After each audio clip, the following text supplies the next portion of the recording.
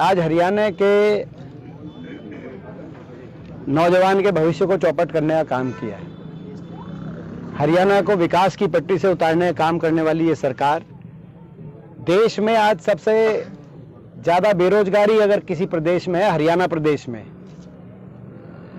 ये बड़े दुख की बात है, क्योंकि ना तो कोई सरकार में 9.5 साल में कोई विकास कार्य हो पाए, कोई प्रोजेक्ट हरियाणा में आ पाए, कोई औद्योगिक क्षेत्र लग पाए, और नई सरकारी क्षेत्र के अंदर रोजगार ये दिलवा उस अनुपात में दिलवाने में सफल हो पाए। आज हर घर में एक पढ़ा लिखा नौजवान बेरोजगारों की फौज खड़ी हो गई हरियाणा में। कई नौजवान डिप्रेशन का शिकार, कई नशे की तरफ। आज पंजाब और हिमाचल से ज़्यादा नशे ओवरडोज से हरियाणा में डेथ हुई इस साल। कहीं घर बार बेचकर विदेश की तरफ, क्योंकि इतना निराश हो गया हरियाणा के अंदर अपने भविष्य को लेकर कि अपना घर बार बेचकर विदेशों की तरफ पलायन पे मजबूर हो गया हरियाणा का नौजवान। कहीं अपराध की तरफ, कहीं डिप्रेशन की तरफ ये स्थिति आ गई। आज मैक्सिको बॉर्डर क्रॉस करते ही गांव के अंदर पटाखे बजाए जा रहे हैं। ये स्थिति आ गई हरियाणा में, धरातल की स्थिति। ये सरकार, मगर ये सरकार को नहीं दिख रहा है सब। इनकी कार्यशैली में हरियाणा नौजवान का भविष्य तो बर्बाद हुआ ही हुआ। हर वर्ग, किसान, व्यापारी, कर्मचारी, गरीब आदमी, हर वर्ग को सरकार ने प्रताड़ित किया ही किया। लेकिन अहंकार भी आज बेरोजगारी में ही नंबर 1 नहीं है हरियाणा सत्तासीन लोगों के अहंकार में भी देश में नंबर 1 पहुंच चुका है। मुख्यमंत्री जी जहां भी जाते हैं जनसंवाद में, वहीं जो है वहां अहंकारी जनसंवाद दिखाई देता है, जन अपमान दिखाई देता है, लोगों का तिरस्कार दिखाई देता है। तो ये आज सरकार का अहंकार भी 7वें आसमान में पहुंच गया, ऐसी स्थिति बन गई हरियाणा। 2024 में दोबारा से फिर एक बार दंगे करवाने की, ये पिछली बार भी लोगों के सामने आ गया था। पिछली बार भी हमने कहा था कि या तो ये भारतीय जनता पार्टी की सरकार की व्यापक विफलता है, क्योंकि पिछली बार भी सबने पहले बता दिया था नीचे के पुलिस प्रशासन ने कि इस तरह के भड़काऊ बयान दोनों तरफ से आ रहे हैं, इसको लेकर एहतियात बरता जाए। लेकिन सरकार ने वहां कोई एहतियात नहीं बरता।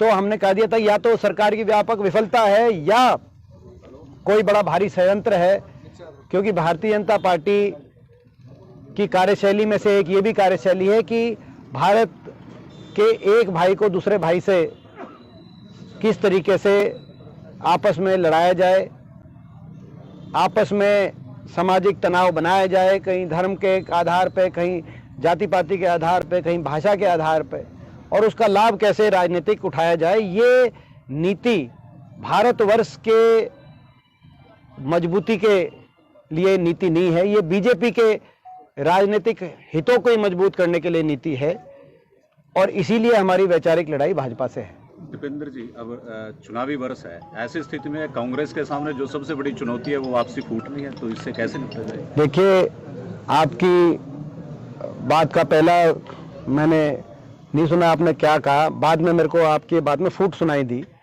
आपकी बात सत्य है कि जितना फूट बीजेपी जेजेपी में है, उतना फूट किसी सरकार में देश में देखने में नहीं आया है। पहला तो बीजेपी और जेजेपी में फूट और लट चल रहे हैं। कोई कह रहा है उचाना से ये लड़ेगा, कोई कह रहा है नारनौल से वो लड़ेगा। उसके बाद जेजेपी के अंदर क्या फूट है, तो ये है कि डिप्टी सीएम जहां जाते हैं वहां पे उनके विधायक ही नहीं जाते। फूट इस कदर पहुंच चुका है। और बीजेपी के अंदर कितना क्या फूट की कहानी चल रही है, वो कहानी आप धनखड़ साहब से जाके पूछिए, वो कहानी आप राव इंद्रजीत जी जाके पूछिए, वो आदमपुर चुनाव में क्यों नहीं आए थे चुनाव प्रचार करने। वो कहानी आप अरविंद शर्मा जी से जाके पूछिए, जो कह रहे हैं कि रोहतक के एक पूर्व मंत्री जो 300 करोड़ रुपए का घोटाला कर गए। तो भारतीय जनता पार्टी के नेताओं में इतनी व्यापक स्तर पे जो गुटबाजी, उसके बाद बीजेपी और जेजेपी में गुटबाजी, और फिर जेजेपी के अंदर गुटबाजी, ये तो तीन गुटबाजियों का इतने शिकार हो गई सरकार कि ये तो गुटबाजी की पर्यायवाची बन गई बीजेपी जेजेपी सरकार। आपकी बात सी ठीक है, मैंने पहला पार्ट नहीं सुना था मैंने जो है, लेकिन गुटबाजी मैंने सुना, तो ये आपकी बात गुटबाजी, ये तो सरकार में अंतर्कलह और गुटबाजी इतनी है, जिस अंतर्कलह और गुटबाजी का नुकसान आज प्रदेश को हो रहा है। दीपेंद्र जी, जैसे कि कांग्रेस एससी और बीसी जो वोट बैंक है उसको संगठित करने में लगी है, लेकिन उधर भाजपा ने भी दांव चलते हुए प्रदेश अध्यक्ष। देखिए, ये किसी भी पार्टी के संगठनात्मक कोई फैसला होता है उस पे हम कोई बीजेपी थोड़ी है कि हम कमेंट करें।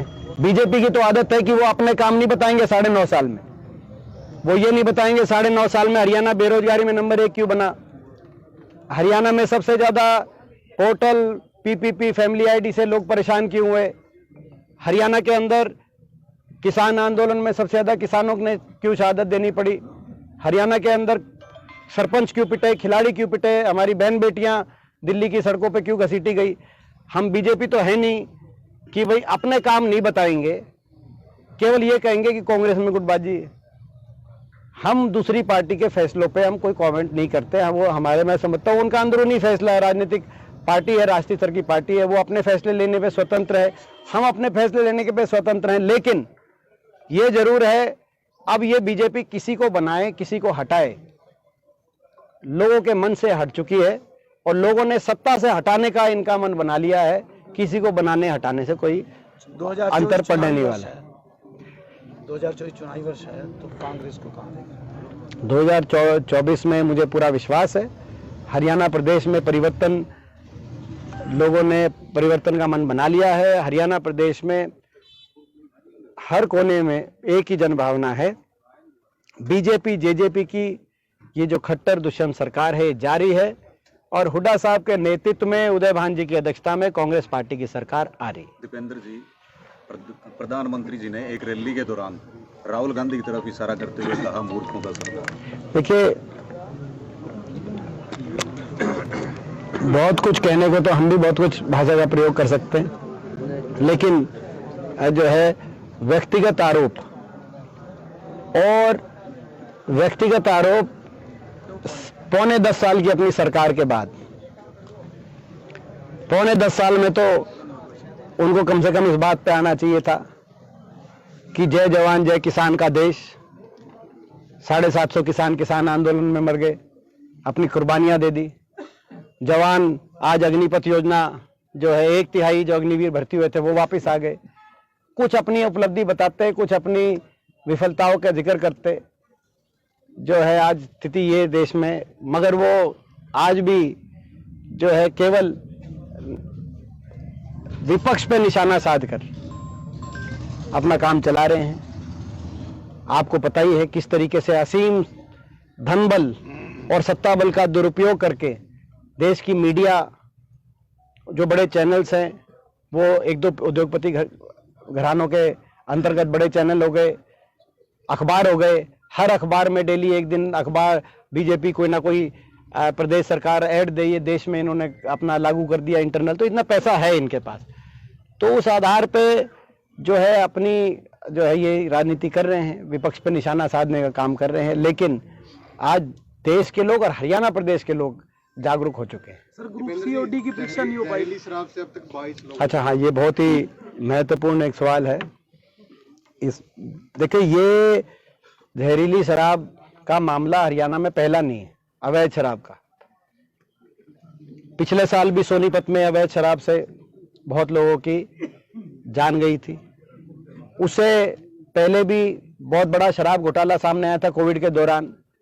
जब से ये 2019 में शराब जो है महकमा जेजेपी के पास, एक्साइज के पास महकमा इनके पास गया है और एक भ्रष्टाचार का समझौता इस सरकार के साथ करके खट्टर सरकार ने दोबारा सत्ता हासिल करी है, तब से लेके लगातार ना सिर्फ हरियाणा के शराब घोटालों में मगर देश में कहीं भी शराब घोटाला हो, बिहार तक भी, उसके तार हरियाणा के से जुड़े हुए दिखाई देते हैं।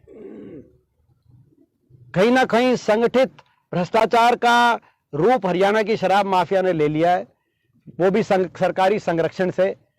ये आज प्रदेश के एक एक व्यक्ति को बात समझ में आ गई है।